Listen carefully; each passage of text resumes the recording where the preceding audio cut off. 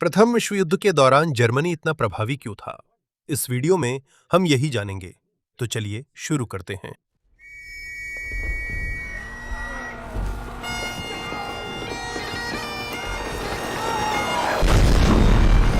1914 में प्रथम विश्व युद्ध शुरू हुआ। एक तरफ थे जर्मनी और ऑस्ट्रिया हंगरी। बाद में ऑटोमन साम्राज्य और बुल्गारिया भी उनके साथ शामिल हो गए। उनके समूह को केंद्रीय शक्तियां कहा जाता था। दूसरी तरफ थे फ्रांस, ब्रिटेन और रूस। इन्हें मित्र राष्ट्र कहा जाता था। एलाइड पावर्स की संयुक्त जनसंख्या और संसाधन ज्यादा थे, इसलिए शुरू से ही जर्मनी के लिए युद्ध एक बड़ी समस्या थी। जर्मनी को दो मोर्चों पर लड़ना पड़ रहा था। पश्चिम में फ्रांस और ब्रिटेन थे, पूर्व में रूस था। इसका मतलब जर्मनी को अपनी सेना को दो बड़े हिस्सों में बांटना पड़ा। और युद्ध शुरू होने से पहले ही जर्मनी के पास ऐसी स्थिति के लिए एक योजना थी। वो चाहता था कि रूस अपनी पूरी सेना तैनात करे, उससे पहले वो फ्रांस को जल्दी से हरा दे। इसलिए 1914 में जर्मन सेना का एक बड़ा हिस्सा पश्चिम में फ्रांस पर हमला करने के लिए भेजा गया। लेकिन रूस जर्मनी की उम्मीद से ज्यादा तेजी से आगे बढ़ा। दो बड़ी रूसी सेनाएं पूर्वी प्रशिया में घुस गईं, जो उस समय जर्मनी का एक हिस्सा था और रूस के करीब था। पूर्वी प्रशिया में बहुत कम जर्मन सैनिक बचे थे, क्योंकि उनकी ज्यादातर सेना पश्चिम में फ्रांस से लड़ रही थी। इसलिए जब रूसी सेना ने हमला किया तो जर्मनी को ज्यादा खतरा हो गया। लेकिन रूस के सामने एक बड़ी समस्या थी। दोनों रूसी सेनाओं के बीच संचार ठीक से नहीं हो रहा था। उनकी कुछ रेडियो संदेशों को भी पकड़ा गया और जर्मनी को पता चल गया। इस वजह से जर्मन कमांडरों को उनकी योजना का पता चल गया और वे उनका एक एक करके सामना करने में सफल रहे। अगस्त 1914 में टैननबर्ग की लड़ाई हुई। German commander Paul von Hindenburg और एरिक लुडेनडॉर्फ ने इस ऑपरेशन का नेतृत्व किया। जर्मन सेना ने रूसी दूसरी सेना के एक बड़े हिस्से को घेर लिया। ये रूस के लिए एक बहुत बड़ी हार थी। हजारों रूसी सैनिक मारे गए और घायल हुए और बहुत से जर्मनी के द्वारा पकड़े भी गए। इस वजह से रूसी दूसरी सेना लगभग पूरी तरह से नष्ट हो गई। इसके कमांडर जनरल अलेक्जेंडर सैमसोनोव ने हार के बाद आत्महत्या कर ली। टैननबर्ग की लड़ाई के बाद जर्मनी ने पूर्वी प्रशिया में एक और रूसी सेना का सामना किया। उन्होंने इसे भी हरा दिया और रूसी सेनाओं को पीछे हटने के लिए मजबूर कर दिया। लेकिन इसका मतलब ये नहीं है कि रूस युद्ध में तुरंत हार गया। रूसी साम्राज्य बहुत बड़ा था और उसके पास अभी भी बहुत सारे सैनिक थे। पूर्वी मोर्चे पर कई वर्षों तक लड़ाई जारी रही। जब जर्मनी पूर्व में रूस से लड़ रहा था, तब पश्चिम में और भी बड़ा युद्ध हो रहा था। जर्मनी की पहली योजना फ्रांस को जल्दी हराने की सफल नहीं हुई। 1914 के अंत तक दोनों पक्षों ने लंबी लंबी खाइयां बना ली थीं। खाई एक गहरी खाई होती है जिसका इस्तेमाल सैनिक गोलियों और तोपों से बचाव के लिए करते हैं। यहीं से पश्चिमी मोर्चे पर कई सालों तक चलने वाली खाई युद्ध की शुरुआत हुई। हमला करना बेहद मुश्किल था।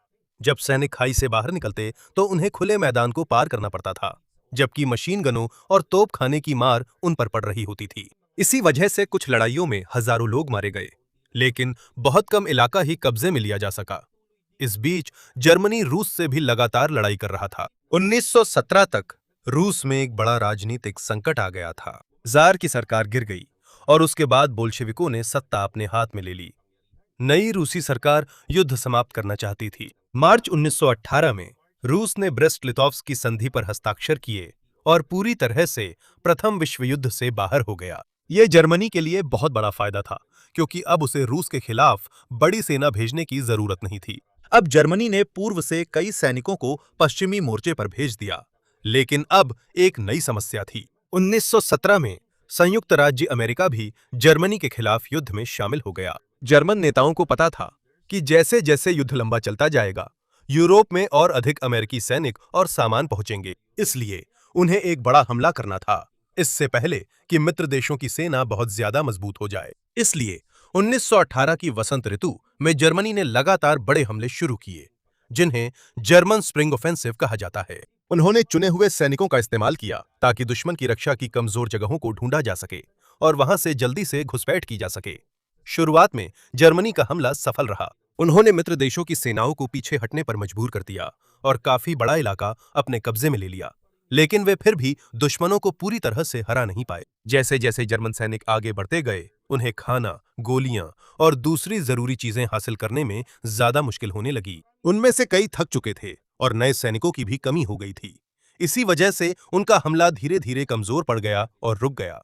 वहीं दूसरी ओर नए अमेरिकी सैनिक लगातार पहुंचते जा रहे थे, इसलिए भले ही जर्मन सेना ने कई लड़ाइयों में ताकत दिखाई, लेकिन वह प्रथम विश्व युद्ध जीतने के लिए काफी नहीं था। अब यह सबसे महत्वपूर्ण सवाल है, जर्मनी ने कैसे 4 साल से भी ज्यादा समय तक लड़ाई जारी रखी, जबकि वह ताकतवर दुश्मनों से घिरा हुआ था। जर्मन सेना, सैन्य योजना और अर्थव्यवस्था में ऐसा क्या था जिसने उसे इतनी बड़ी ताकत दी, और उन सभी फायदों के बावजूद आखिरकार जर्मनी क्यों हार गया? आइए कहानी को आगे बढ़ाते हैं।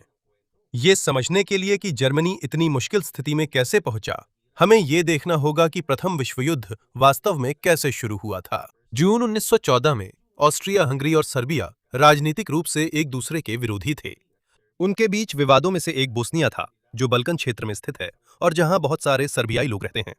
सर्बिया चाहता था कि बोस्निया उनके करीब आए या उनका हिस्सा बन जाए, लेकिन 1908 में ऑस्ट्रिया हंगरी ने बोस्निया को पूरी तरह से अपने साम्राज्य में मिला लिया।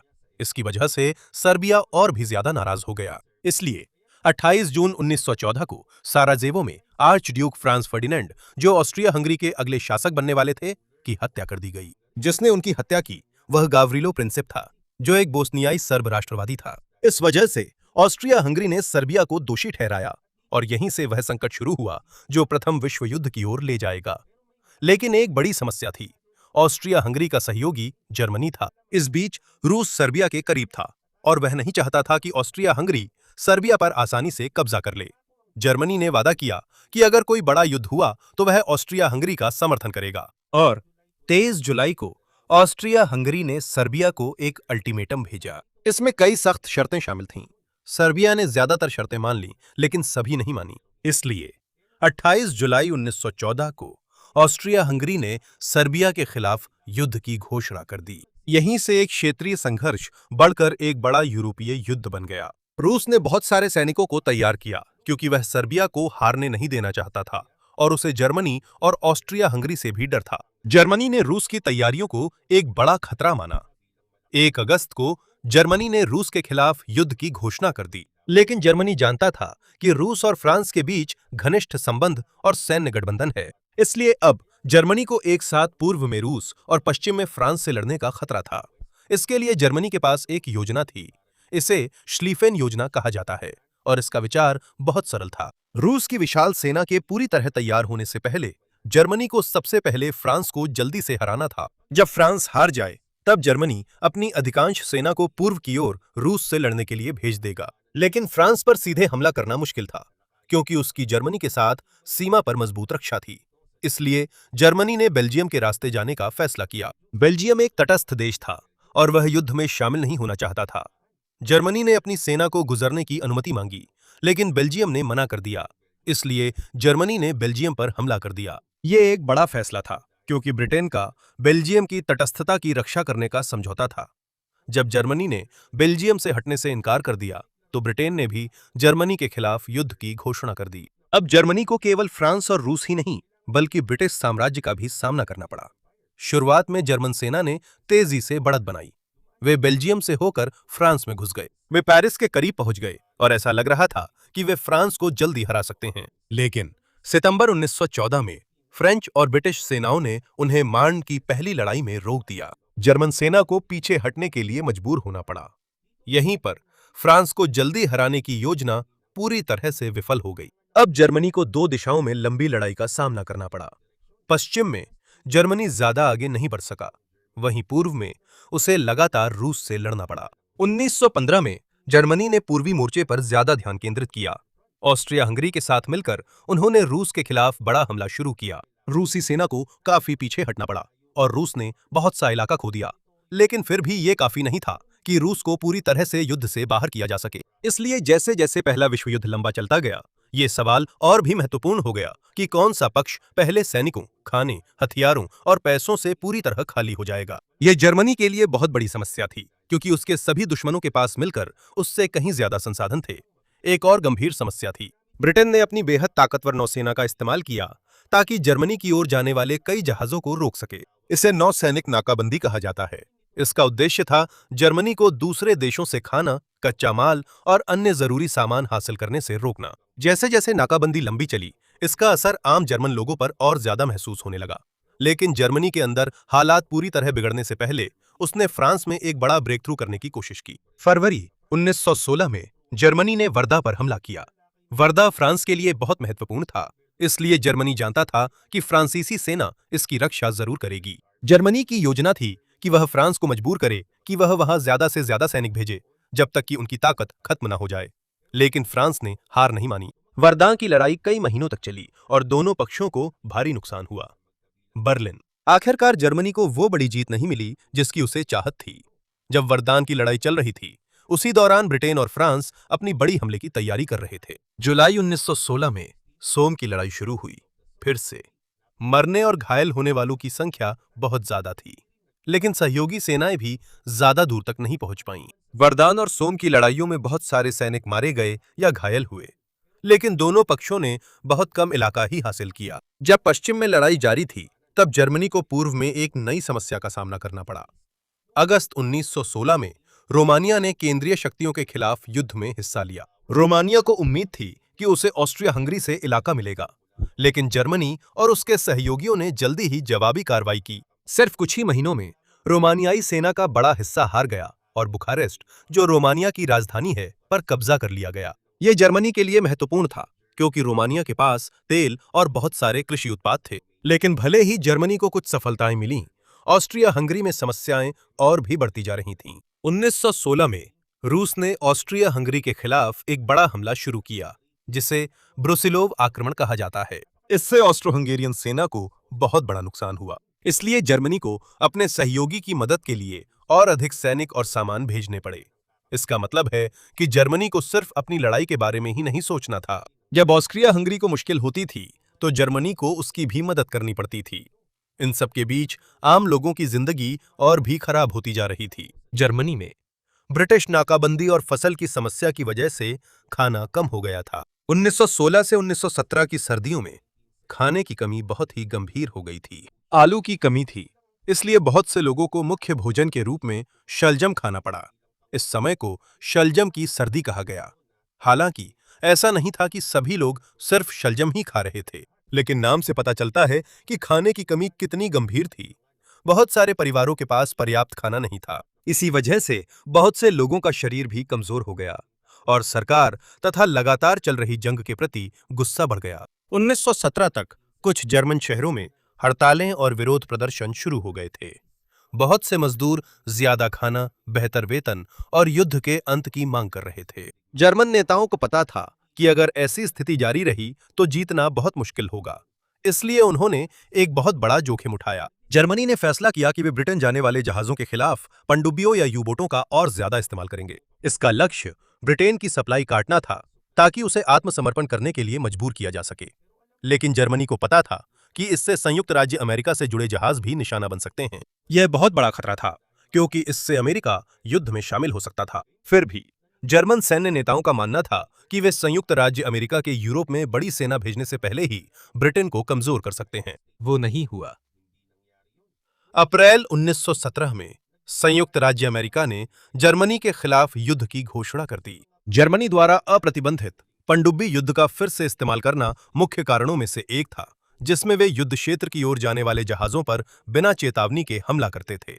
एक और कारण था जिसने रिश्तों को और भी खराब कर दिया। संयुक्त राज्य अमेरिका को जिमरमैन टेलीग्राम के बारे में पता चला, जो जर्मनी से एक गुप्त संदेश था, जिसमें यह सुझाव दिया गया था कि अगर अमेरिका युद्ध में शामिल होता है तो मेक्सिको के साथ गठबंधन किया जाए। अगर मेक्सिको शामिल होता है तो जर्मनी ने वादा किया था कि वो संयुक्त राज्य अमेरिका से उसके कुछ पुराने क्षेत्रों को वापस पाने में मेक्सिको का समर्थन करेगा। इस वजह से अमेरिका में युद्ध में शामिल होने के लिए समर्थन और भी बढ़ गया। ये जर्मनी के लिए बहुत बड़ी समस्या थी। संयुक्त राज्य अमेरिका की अर्थव्यवस्था बहुत बड़ी है और उसके पास बहुत सारे संसाधन हैं। लेकिन उसी साल जर्मनी के लिए एक अच्छी खबर भी थी। रूस में क्रांति हो गई। जार की सरकार गिर गई और बाद में बोल्शेविकों ने सत्ता हासिल कर ली। बोल्शेविक रूस को युद्ध से बाहर निकालना चाहते थे। इसी वजह से जर्मनी को दो मोर्चों पर युद्ध से बचने का मौका मिला, जिससे वो लंबे समय से डरता आ रहा था। लेकिन रूस के बाहर निकलने के बावजूद जर्मनी अपने सभी सैनिकों को तुरंत फ्रांस नहीं भेज सका। जर्मनी को अभी भी पूर्वी यूरोप में अपने कब्जे में लिए गए बड़े इलाकों में कई सैनिक छोड़ने पड़े। फिर भी बड़ी संख्या में जर्मन सैनिकों को पश्चिमी मोर्चे पर भेजा गया और यही सैनिक जर्मनी ने 1918 के बड़े स्प्रिंग ऑफेंसिव में इस्तेमाल किए, जिसे हमने पहले देखा था। शुरुआत में जर्मनी ने बहुत बड़ी बढ़त हासिल की थी, लेकिन जब उनकी ताकत और सप्लाई खत्म हो गई तो हमला रुक गया। यहीं से युद्ध की दिशा पूरी तरह बदलने लगी। अगस्त 1918 में मित्र देशों ने बड़ा जवाबी हमला शुरू किया, जिसे 100 दिनों का आक्रमण कहा जाता है। ब्रिटिश, फ्रेंच, अमेरिकन और अन्य मित्र देशों की सेनाएं एक साथ हमला कर रही थीं। उनके पास अब ज्यादा ताजे सैनिक, टैंक, तोपें और सप्लाई थीं।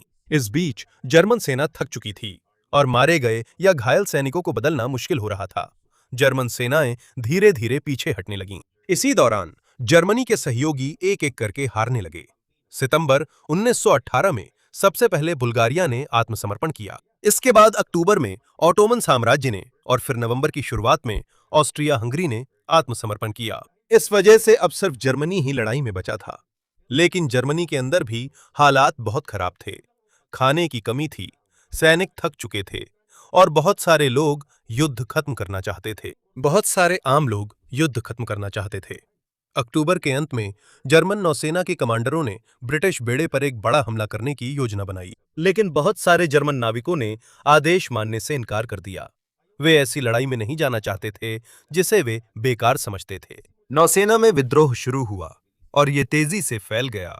अलग अलग जर्मन शहरों में विरोध और बगावत हुई। मजदूर और सैनिक भी शामिल हो गए। जैसे जैसे अशांति बढ़ती गई, कैसर की देश पर नियंत्रण करने की क्षमता भी खत्म हो गई। 9 नवंबर 1918 को कैसर विल्हेल्म द्वितीय ने सत्ता छोड़ दी और नीदरलैंड चले गए। 2 दिन बाद 11 नवंबर को जर्मनी ने युद्ध विराम पर हस्ताक्षर किए। लड़ाई रुक गई। जर्मनी प्रथम विश्व युद्ध में हार गया। लेकिन यह हैरान करने वाली बात है कि वह इतनी देर तक लड़ता रहा। उसने फ्रांस, ब्रिटेन और रूस से लड़ाई की। बाद में संयुक्त राज्य अमेरिका भी शामिल हो गया। उसे ऑस्ट्रिया हंगरी और अन्य सहयोगियों की भी मदद करनी पड़ी जब वे मुश्किल में थे। जर्मनी के आयातों को रोक दिया गया था और देश के अंदर भारी खाद्य संकट पैदा हो गया था। लेकिन फिर भी युद्ध 4 साल से अधिक समय तक चला, इससे पहले कि जर्मन युद्ध प्रयास पूरी तरह से विफल हो गया। इसलिए अगला महत्वपूर्ण सवाल अब यह नहीं है कि जर्मनी में क्या क्या हुआ। सवाल यह है कि जर्मन सेना इतनी ताकतवर कैसे बनी और उसने इतनी जबरदस्त लड़ाई कैसे लड़ी। और यही हम जानने वाले हैं। सबसे बड़े कारणों में से एक ये है कि जर्मनी उस समय इतना ताकतवर था क्योंकि जर्मनी लंबे समय से युद्ध की तैयारी को लेकर गंभीर था। पहले विश्व युद्ध शुरू होने से पहले ही जर्मनी के पास सैनिकों की ट्रेनिंग, उनकी तैनाती और सैन्य योजनाएं बनाने के लिए एक स्पष्ट व्यवस्था थी। यहाँ पर जर्मन जनरल स्टाफ बहुत महत्वपूर्ण था। ये उन सैन्य अधिकारियों का समूह था जो सेना के लिए बड़े बड़े प्लान बनाते थे। इन सैन्य अधिकारियों का चयन बहुत सख्ती से किया जाता था। उनकी ट्रेनिंग, अनुभव और सैन्य फैसले लेने की क्षमता को देखा जाता था। वे सिर्फ युद्ध शुरू होने का इंतजार नहीं करते थे, बल्कि पहले से ही योजनाएं बनाते थे। वे पहले से ही ये अध्ययन कर रहे थे कि अगर फ्रांस, रूस या दोनों के साथ युद्ध हुआ तो सेना कैसे आगे बढ़ेगी। इसमें यह भी शामिल था कि कितने सैनिकों की जरूरत होगी, वे कहां जाएंगे और उन्हें युद्ध के मैदान तक जल्दी कैसे पहुंचाया जाएगा। जर्मन सेना की एक और महत्वपूर्ण विशेषता थी, अधिकारियों को स्वतंत्रता दी जाती थी। युद्ध के मैदान में जब स्थिति बदलती थी तो वे तुरंत निर्णय ले सकते थे। उदाहरण के लिए कमांडर यह बता सकता था कि क्या हासिल करना है या क्या करना है, लेकिन उसे हर छोटे छोटे कदम बताने की जरूरत नहीं थी। जो अधिकारी सीधे युद्ध के मैदान में होता है वही यह तय कर सकता है कि मिशन पूरा करने का सबसे अच्छा तरीका क्या है। युद्ध में यह बहुत मददगार होता है क्योंकि स्थिति बहुत जल्दी बदलती है। जब संचार टूट जाता है या अचानक कुछ हो जाता है तो हमेशा उच्च कमांडर से नए आदेश का इंतजार करना जरूरी नहीं होता था। जर्मन सैनिकों की ट्रेनिंग भी बहुत महत्वपूर्ण थी। युद्ध से पहले जर्मनी में जबरन भर्ती, कंस्क्रिप्शन का इस्तेमाल किया जाता था। इसका मतलब है कि बहुत सारे पुरुषों को सैन्य सेवा से गुजरना पड़ता था। अपनी सेवा के बाद वे रिजर्विस्ट बन सकते थे। रिजर्विस्ट वह पूर्व प्रशिक्षित सैनिक होता है जिसे युद्ध के समय फिर से बुलाया जा सकता है। इसलिए जब पहला विश्व युद्ध शुरू हुआ तो जर्मनी को केवल नए रंगरूटों का ही इस्तेमाल नहीं करना पड़ा। जिन रिजर्विस्टों को बुलाया गया उनमें से कई के पास पहले से ही सैन्य प्रशिक्षण था। जर्मन सेना के पास बड़े बड़े प्रशिक्षण क्षेत्र भी थे जहां कई सैनिक एक साथ प्रशिक्षण ले सकते थे। यहीं पर वे बड़े पैमाने पर सैन्य गतिविधियों, तोपखाने के समर्थन और विभिन्न इकाइयों की गतिशीलता का अभ्यास करते थे। लेकिन केवल प्रशिक्षित सैनिकों की संख्या ही काफी नहीं है अगर वे युद्ध के मैदान तक जल्दी नहीं पहुंच सकते। यहीं पर जर्मनी की रेलवे प्रणाली ने उसे बड़ा फायदा पहुंचाया। युद्ध से पहले ही उनका योजना बहुत विस्तृत था कि कौन सी ट्रेन का इस्तेमाल किस सैन्य इकाई द्वारा किया जाएगा और वो ट्रेन कब रवाना होगी। इसलिए जब भी किसी जगह सैनिकों की जरूरत होती तो वे अपने हथियारों और सामान के साथ जल्दी से ट्रेन में चढ़ सकते थे। यह बहुत महत्वपूर्ण था क्योंकि जर्मनी दो दिशाओं में लड़ रहा था। जब रूस के खिलाफ पूर्व में अतिरिक्त सैनिकों की जरूरत होती तो वहां भेजे जा सकते थे। अगर फ्रांस में जरूरत होती तो कुछ यूनिट्स को वापस पश्चिम में भी भेजा जा सकता था। लेकिन जर्मनी की ताकत का कारण सिर्फ अच्छी योजना नहीं था, वे हालात के हिसाब से खुद को बहुत अच्छे से ढाल भी लेते थे। जब पश्चिमी मोर्चे पर लड़ाई खाई युद्ध में बदल गई तो जर्मन सेना ने हमला करने और रक्षा करने के लिए नए तरीके खोजे। खाई युद्ध में मोर्टार एक महत्वपूर्ण हथियार बन गया। मोर्टार एक छोटा आर्टिलरी हथियार है जो विस्फोटक शेल को ऊपर की ओर दागता है जिससे वो अपने लक्ष्य पर गिरता है। क्योंकि शेल ऊंचाई से गिरता है, ये उन सैनिकों को भी मार सकता है जो ट्रेंच के अंदर छिपे हुए हैं।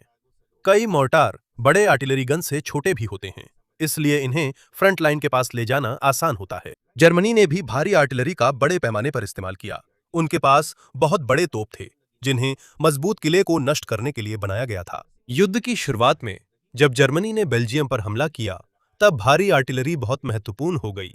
बेल्जियम के पास मजबूत किले थे जो जर्मन सेना की बढ़त को रोक सकते थे। लेकिन जर्मनी ने इन किलों में से कुछ को नष्ट करने के लिए बहुत बड़ी आर्टिलरी गन का इस्तेमाल किया। जैसे जैसे युद्ध आगे बढ़ा, ब्रिटेन और फ्रांस ने भी सीखा और उन्होंने अपनी खुद की और भी बेहतर आर्टिलरी बनाई। इसलिए यह बढ़त जर्मनी के पास नहीं रही।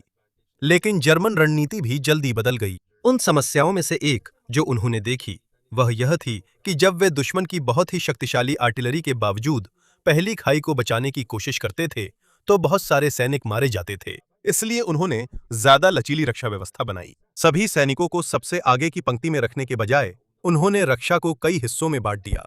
सामने बहुत कम सैनिक थे, उनका काम दुश्मन को धीमा करना और उसे उलझाना था। पीछे एक और मजबूत रक्षा थी जिसमें मशीन गन, तोपें और ज्यादा सैनिक थे।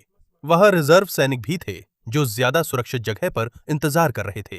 अगर दुश्मन पहली पंक्ति को पार कर भी जाता तो इसका मतलब ये नहीं था कि जर्मनी हार गया। वे पहले दुश्मन को थका देने और उसकी ताकत कम करने देते थे। इसके बाद रिजर्व सैनिकों का इस्तेमाल जवाबी हमले के लिए किया जाता था। इसे डिफेंस इन डेप्थ या इलास्टिक डिफेंस कहा जाता है। सीधे शब्दों में कहें तो हर मीटर जमीन के लिए जान की बाजी लगाकर लड़ना जरूरी नहीं था। इससे भी ज्यादा जरूरी था कि सेना सलामत रहे और सही समय पर दुश्मन पर हमला करे। यह तरीका पहले विश्व युद्ध के आखिरी हिस्से में लड़ाइयों में काफी असरदार साबित हुआ। जर्मनी ने भी हमले का एक नया तरीका अपनाया। इसमें स्टॉर्म ट्रूपर्स नाम के सैनिक बहुत अहम हो गए। स्टॉर्म ट्रूपर्स खास तौर पर प्रशिक्षित जर्मन सैनिक थे जिन्हें मुश्किल हमलों के लिए इस्तेमाल किया जाता था। सीधे दुश्मन की मजबूत रक्षा पर बड़ी संख्या में सैनिक भेजने के बजाय स्टॉर्म ट्रूपर्स कमजोर हिस्सों की तलाश करते थे। जब कोई मजबूत मशीन गन पोजीशन होती थी जिसे लेना मुश्किल होता था तो उन्हें वहां तुरंत बहुत सारे सैनिकों को गंवाने की जरूरत नहीं थी। वे उसे छोड़कर रक्षा की कमजोर जगह में घुस सकते थे। इसके बाद वे दुश्मन के पीछे की संचार व्यवस्था, तोपखाने की पोजीशन और सप्लाई लाइन को नष्ट कर देते थे। जब रक्षा में अफरा तफरी मच जाती थी तब बड़ी जर्मन सेना आगे बढ़ती थी। इस तरीके को घुसपैठ रणनीति कहा जाता है। सिर्फ जर्मनी ही ऐसा लड़ने का तरीका नहीं सोच रही थी, दूसरी सेनाएं भी इसी तरह के विचार अपना रही थीं।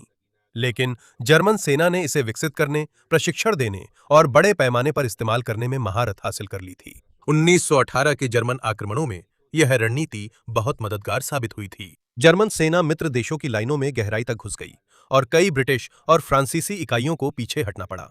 लेकिन इसी में जर्मन सेना की सीमाएं भी सामने आ गईं। शुरुआत में उनकी बढ़त बहुत तेज थी, लेकिन जैसे जैसे वे आगे बढ़े उन्हें खाना, गोला बारूद और तोपखाना पहुंचाने में मुश्किल होने लगी। इसलिए भले ही रणनीति बेहतरीन थी, लेकिन ये सैनिकों और रसद की कमी की भरपाई नहीं कर सकती थी। जर्मनी की ताकत का एक और बड़ा कारण उसकी औद्योगिक क्षमता थी। पहले विश्व युद्ध से पहले जर्मनी दुनिया की सबसे बड़ी औद्योगिक शक्तियों में से एक था। ये स्टील, रसायन, मशीनें और सैन्य उपकरण बनाने में बहुत मजबूत था। ये बहुत महत्वपूर्ण था क्योंकि आधुनिक युद्ध में बहुत सारी गोलियां, तोप के गोले, विस्फोटक और अन्य सामानों की जरूरत होती है। लेकिन ब्रिटिश नौसेना की नाकाबंदी के कारण जर्मनी के लिए कुछ महत्वपूर्ण कच्चे माल का आयात करना मुश्किल हो गया, इसलिए उन्हें अपने देश के अंदर ही कुछ जरूरी चीजें बनाने का तरीका ढूंढना पड़ा। इसमें जर्मनी की उन्नत रासायनिक उद्योग ने बहुत मदद की।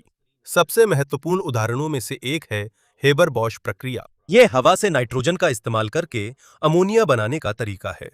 अमोनिया का इस्तेमाल खाद में किया जाता है, लेकिन यह विस्फोटक बनाने में भी बहुत जरूरी है। इसी वजह से जर्मनी ने आयातित नाइट्रेट्स की कमी के बावजूद भी विस्फोटकों की बड़ी आपूर्ति तैयार कर ली।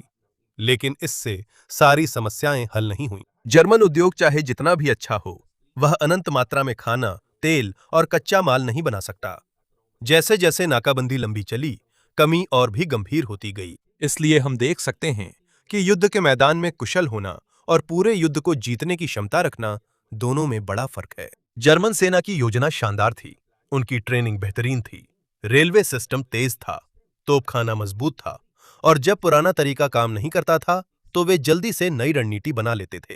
लेकिन वे अकेले किसी एक देश से नहीं लड़ रहे थे। उन्हें फ्रांस, ब्रिटेन और फिर से फ्रांस का सामना करना पड़ा। बाद में संयुक्त राज्य अमेरिका भी शामिल हो गया। इसी के साथ जर्मनी को ऑस्ट्रिया हंगरी और अपने दूसरे सहयोगियों की भी मदद करनी पड़ती थी जब वे मुश्किल में होते थे। इसलिए जैसे जैसे युद्ध लंबा चलता गया, रणनीति से ज्यादा संसाधन बड़ी समस्या बन गए। जर्मनी किसी एक लड़ाई में जीत सकता है, दुश्मन को पीछे हटने पर मजबूर किया जा सकता है।